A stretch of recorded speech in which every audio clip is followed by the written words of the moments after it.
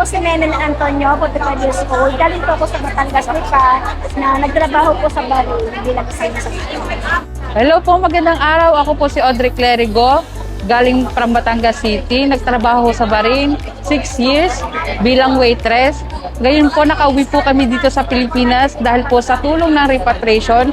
Nagpapasalamat po kami sa OWA, sa Philippine Embassy, sa DMW, and all of the support of the government. Thank you so much po. Dahil po sa inyo, nakauwi po kami dito sa Pilipinas ng smooth. Napakaganda po ng pag-assist nila sa amin. Laking tulong po sa amin kasi po ngayon po sa Middle East is gera. Marami pong pasabog doon. Kailangan po namin umuwi dito kasi wala din po kami trabaho doon. Kasi ang business po ngayon doon is bagsak po talaga. Sa tulong ng Embassy ng Bahrain, napaka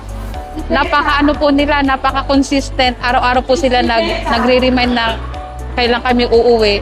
Sa tulong po ng repatriation, OWA, DMW. Nagpapasalamat nga kami, nakauwi na kami ng maayos. Bali yung pamilya ko talaga po nagpapasalamat na kami inakasama sa repatriation at maayos na makakauwi.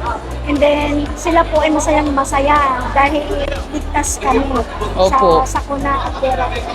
Meron po mangyayaring job fair sa Lunes. Willing po kami interesado. Sa lahat po na nawalan ng trabaho galing repatriation from Bahrain or Middle East, Dubai.